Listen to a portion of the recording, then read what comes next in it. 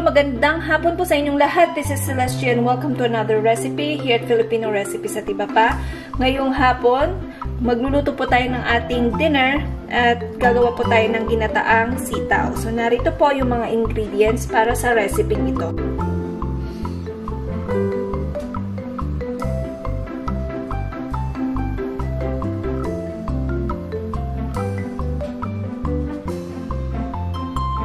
For our seasoning, gagamit lang po tayo ng iodized salt or patis at saka mag-a-add syempre ng konting tubig na panluto.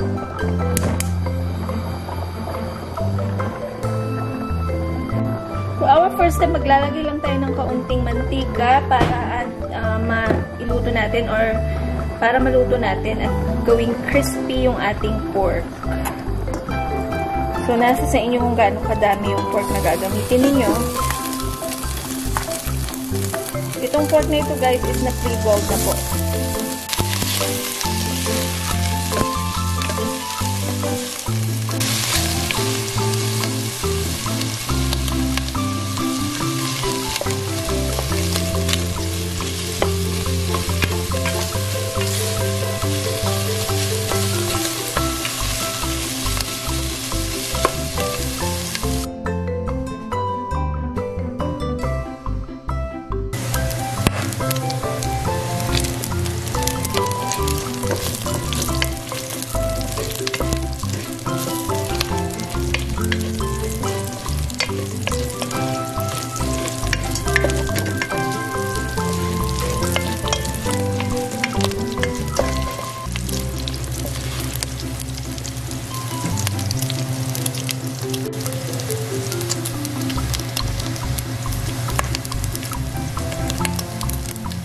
Ito na yung crispy pork natin guys. Ayan na siya.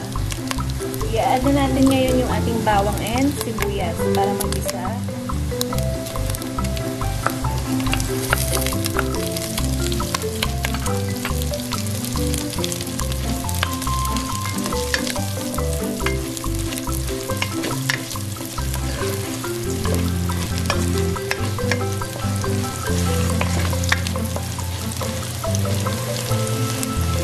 Sibuyas.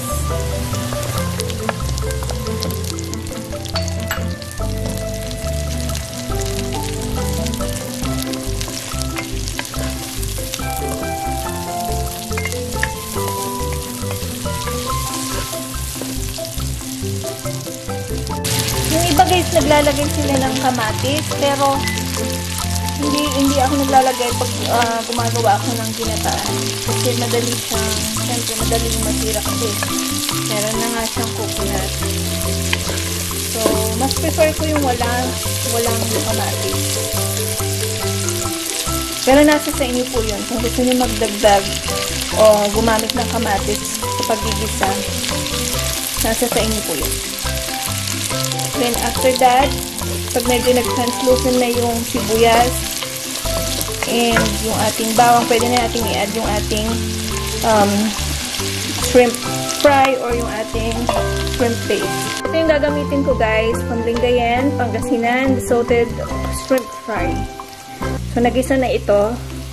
So, ganito karami yung ilalagay ko. And again, nasa sa inyo po kung gaano karami ilalagay yung shrimp paste. So, lang natin yung exhaust fan para hindi mangamoy.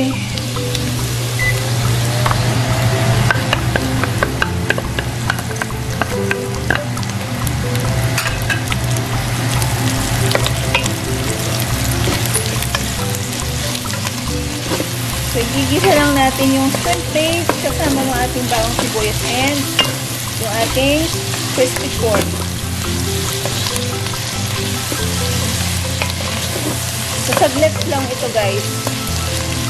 Kasi luto naman na yung ating shrimp paste o alamang.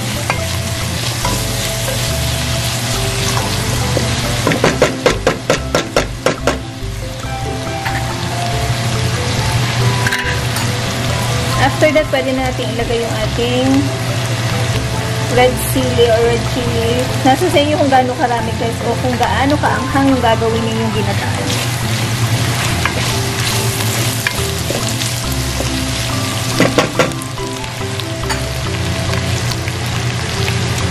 Then after after that, pwede na natin ilagay yung ating hinugasan at pinutol-putol na sitaw. So, sa karami, igisa lang natin ito kasama ng ating shrimp paste.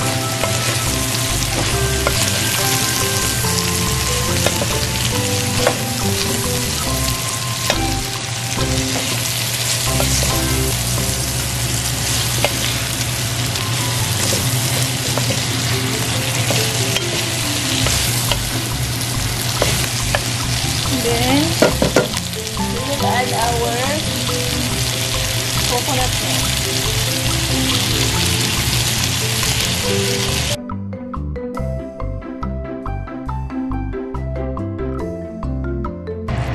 So, bali mga 1 can of coconut milk yung ginamit natin. Well, which is actually nasa sa inyo naman kung gaano karami. Kasi, kung marami yung sitaw na ilalagay nyo, siguro mas kakailanganin nyo na mas maraming gata. Pero, parang isang tumpok yung ginamit kong sitaw dito. So, okay na itong isang can of coconut milk. So, nag-add lang tayo ng mga 1 cup of water. Nasa sa inyo kung gusto nyong dagdagan yung tubig. And then, gumamit tayo ng 1 can of coconut milk. For our seasoning, pwede kayong gumamit ng more kung nasa sa inyo mong anong gusto nyo. Pero gagamitan lang natin ito ng patis kasi may lasa na yung ating shrimp paste. So, maglagay lang tayo ng kaunting patis.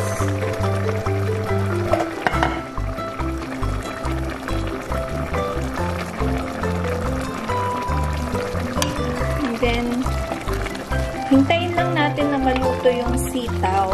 That's the time na pwede na natin siyang iserve. So, siguro abutin pa to ng mga 10 minutes. So, tatakpan lang natin siya ulit. Siyempre, lalasahan na rin natin kasi nilagyan natin siya ng pampalasa.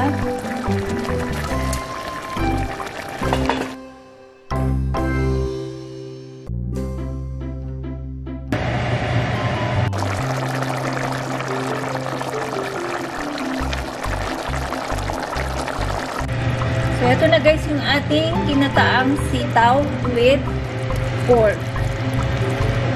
Ayan, this is ready to serve. And, so, ito na guys yung ating recipe for today. Ginataang sitaw with pork. Salamat kung muli sa inyong panonood dito sa Filipino recipes at iba pa. And I will see you all again next time for another video.